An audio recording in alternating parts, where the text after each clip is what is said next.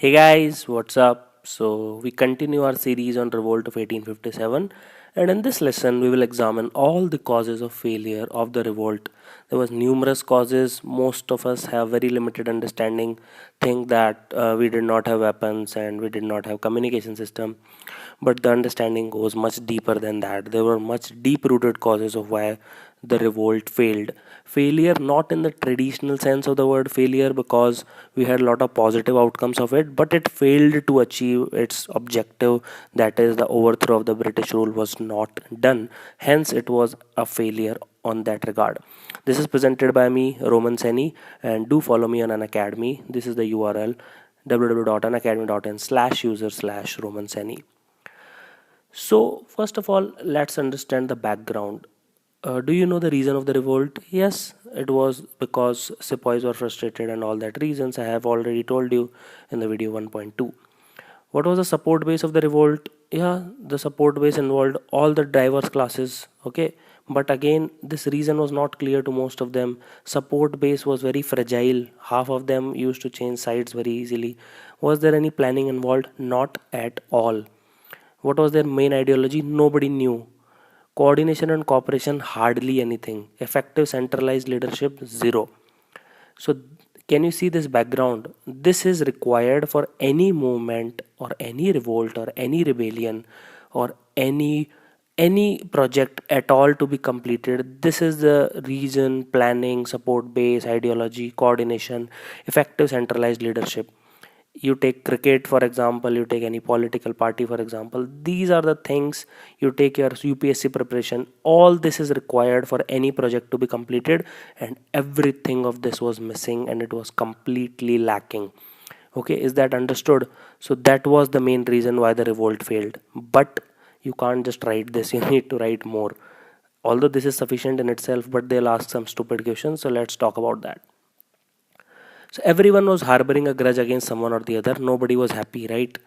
There was a lack of clear enemy. Although East India Company was a united enemy, but it was something like 1977 election in Indian government, where left to right everybody united to defeat Congress, but they did not know like what is the common ideology, and they fell apart after 3 years.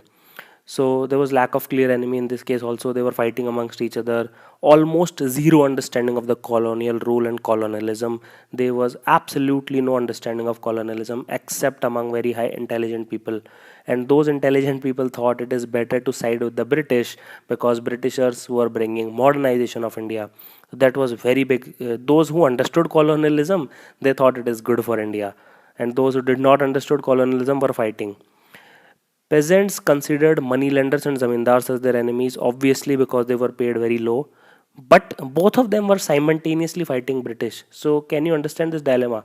So peasants were fighting with moneylenders also, and peasants were fighting with moneylenders against British. So obviously there was lack of clear enemy. Now rulers and aristocracy like Nana Sahib, he was the adopted son of Peshwa Baji Rao too, and he was not considered as Peshwa, and he was kicked out of Peshwa, and then he was not even given his pension. So they were furious because their rights, lands, money, etc., all were usurped by British.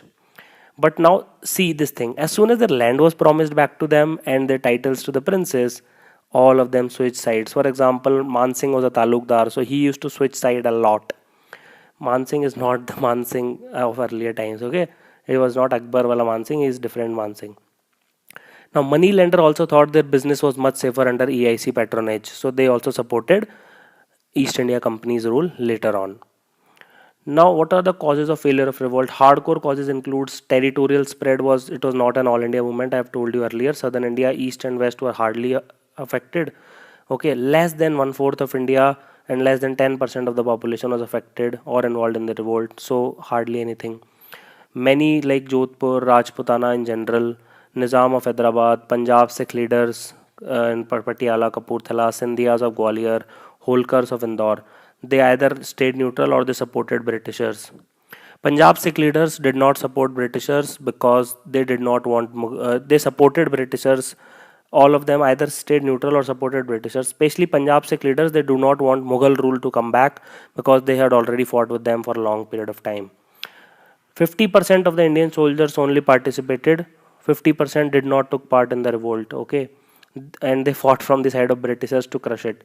When Delhi was reclaimed by Britishers, it was just 5,000 soldiers. Out of over two-thirds were Indians. So can you see, we were not united ourselves. So that is why we could not succeed. So this is just a map. Can you see this brownish area?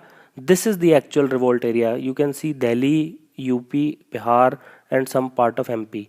This light blue area were the supporters of British, include Kashmir, Punjab, Rajasthan, this Hyderabad. This green area is completely neutral area, and this black spots were the states which were fighting against British. So as you can see, west, south, and east were largely unaffected. Only a very small area was involved. Now, what were the main causes? Again, lack of unifying leadership. So Bahadur Shah Zafar II was proclaimed Shenshah Hindustan, but as you all know, he was old, frail, 80s in age, weakest link of the entire thing. He was the main culprit, dependent on British pension and carried only the name of the Mughals. He was the last Mughal, and he was literally the last Mughal, and he did not have any power or authority. Local leaders like Lakshmi Bai, etc., they were good. Tatya Tope, Nana Sahib, they were good, no doubt. But they were not no match for British generals, because they had like the proper education, they had war tactics being demonstrated and all that.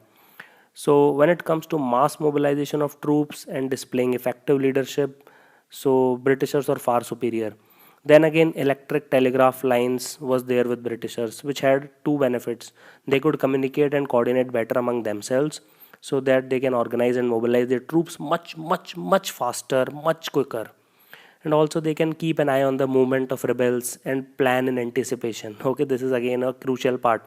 And they always stayed one step ahead in the game because of just simple electric telegraph lines. Now we come to equipments.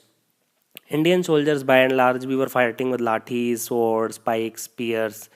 Okay, this was this was okay if the fight was going on in 13th or 14th century, not okay in 19th century. Maybe they had some few guns or muskets, but they were not part of advanced technology. On the other hand, just see European soldiers. They had much better training. They were much more organized. They used latest weapons like Enfield rifle. Do you know Enfield rifle is called Enfield rifle because it is a place near London and not because of Royal Enfield motorcycle. I'm just kidding. It's a place near London where British Ordnance Factory was located. It was just introduced in 1853, and as soon as it was introduced and tested, it was sent to East India Company. Now, rifle, half of you might not be knowing, rather, most of you might not be knowing, rifling is a process in which you create grooves inside the barrel through which the accuracy becomes much higher. I read this in forensic medicine, and the range also improves a lot. Earlier, they were using brown bess smooth bore. This smooth boring is the range is very short, and the accuracy is very bad. And this was a musket. Okay, brown bess smooth bore flintlock musket. Sometime they may ask this name. So obviously you can see the equipment, the armor was much better with Britishers as compared to Indians. We were just fighting with clothes. And finally, the last blow was recapturing of Delhi by Britishers. Have you heard of Khuni Darwaza? It is just near Maulana Azad Medical College, just opposite Firoz Shah Kotla Stadium. So on 20th September 1857, just after 4 months of revolt, Delhi was recaptured. Okay, it was the center stage and it was the nerve center, and it was completely crushed. Okay, the Kashmiri Gate entrance was blown. Bahadur Shah Zafar was sent to Rangoon, which is a place in Burma, erstwhile Burma, and he died after 4 years. His sons Mirza Mughal and Mirza Khidr Sultan, their upper garments were removed, they were half naked, and his grandson Mirza Abu Bakht, all three were shot on a point blank range by Hudson. This is at Kabuli Darwaza, which was developed by Sher Shah Suri. It is also called as Khuni Darwaza after that incident. Okay, and then he kept their dead bodies in front of Kotwali, means police thana, for a public display. All this lead to psychological defeat. Even then, the revolt was more or less crushed. And sepoys had complete lack of discipline. They do not know what to, if they win, what they will do. They have zero understanding of phenomena of colonialism. There are almost every reason has been covered in this lesson, and I hope you enjoyed this lesson. So now you know when next time you need to revolt, what are the factors to consider. Just kidding. Roman Sani signing off. Thank you for watching this lesson. Have an awesome day.